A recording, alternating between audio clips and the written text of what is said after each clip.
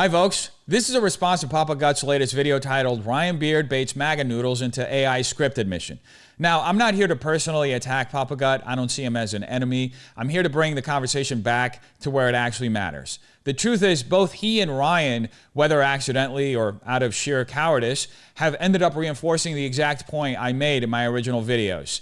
When you challenge leftist ideology, they don't engage with your argument. They go straight to personal attacks. That's not just a deflection. It's a sign they can't defend their beliefs. And more than that, it shows they don't actually have much conviction in them to begin with. That being said, the difference between what I'm doing versus what Papa Gut is doing couldn't be clearer. I make commentary to expose cultural decay and challenge destructive ideologies because I believe the truth matters, whether or not it benefits me personally. Papa Gut, on the other hand, usurps a corrosive political ideology to make a buck. He has no real investment in the ideas he claims to represent because the goal isn't to actually affect real change. It's to attract and monetize the attention of a young, emotionally reactive audience that's easy to manipulate. That's why, after spending years posting dozens of videos about me on his main channel, the one time I respond directly to him, he quietly posts his reply on a side channel with a fraction of the audience. He knew my video struck a nerve, and instead of engaging it head on, he tried to bury his response to avoid reputational damage. That's not confidence. That's damage control. And let's talk about their fixation with AI, because let's be clear, it's a red herring. A lazy deflection. Both Papa Gut and Ryan Beard would rather obsess over whether I used AI than respond to a single argument I made in any of my videos. Why? Because it's easier to manufacture a fake gotcha moment than it is to engage with my actual critique of their leftist ideology. By implying I have no original thoughts, that I'm just parroting a script, they get to sidestep the substance entirely. But the truth is simple. I use AI the way most serious creators do, as a research tool and a way to refine ideas. But I still write my own script. And yes, I read my script from a teleprompter because I want to deliver concise and well thought out critiques and statements. That's just how most professional talking head videos are made. That's not scandalous. It's industry standard. Their decision to fixate on something so routine instead of addressing my arguments just proves how unserious and insecure they are. If they actually believed in their worldview, they'd respond to my arguments. But they can't, so they won't. But here's the thing, my goal isn't to win some petty internet debate. I'm not here to beat them at this soul-crushing game. They're not my enemies, and I don't hate them. Honestly, I pity them because they become willing vessels in a spiritual and ideological war that ultimately undermines their own dignity. They're symptoms of a deeper rot, a corrosive leftist belief system that erodes the very foundations of Western civilization: truth, order, accountability, and faith. There's a reason both Papa Gut and Ryan have built their platforms on cynical posturing disguised as commentary.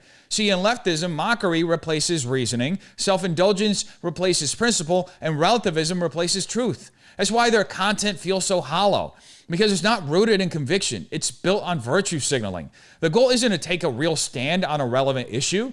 It's to stir just enough outrage to stay in the algorithm without ever taking any real risk.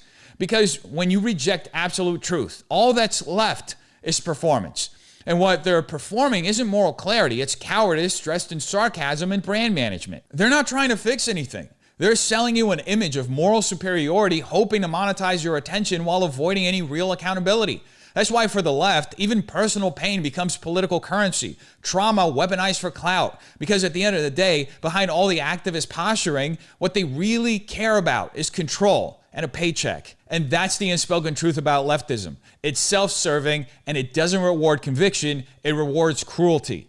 The more sarcastic, bitter, cynical, and performative you are, the more engagement you get. That's how people rise, not by offering solutions or standing on principle, but by mastering the algorithm of mockery. The moment someone defies their politics of grievance, speaks with clarity, moral purpose, or any grounded conviction, they're mocked into silence, dismissed as irrelevant, or labeled as a bigot. That's the game.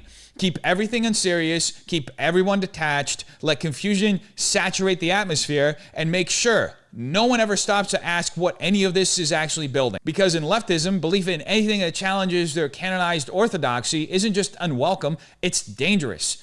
And so they create a culture that trains people not to believe, not to care, not to ask why, because the second you do, the entire illusion they've built collapses. That's why Papa Gut can get away with making a video that's over an hour long without offering any real rebuttal to the points I raised. Instead of engaging with my core argument that leftism thrives on moral emptiness, punishes sincerity, and replaces civic engagement with spectacle, he jokes about the fact that I made those claims.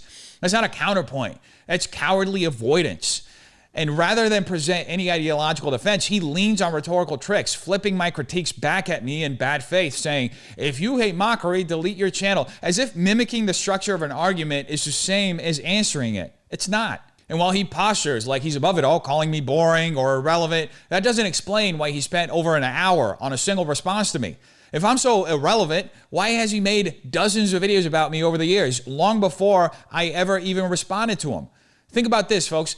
In the last 3 years, I've posted 1 video response to him. He's made 4 videos about me in the last month alone. That's not indifference. That's obsession. It's a strategic dynamic, pretending not to care while clearly investing time, energy, and strategic effort into managing the narrative around someone you claim is irrelevant. The contradiction couldn't be clearer. And if actions speak louder than words, then his say this: he needs to feel in control of the story. And when that control slips, he overcorrects.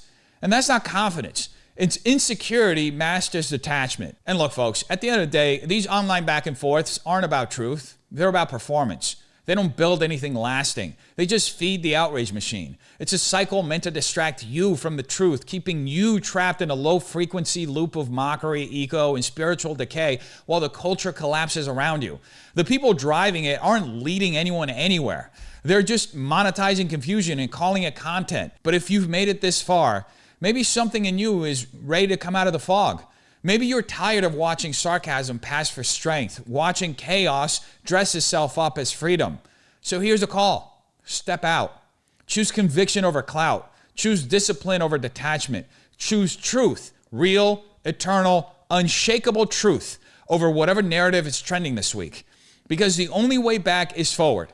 And the only way forward is through something greater than yourself. Have a wonderful day. Peace.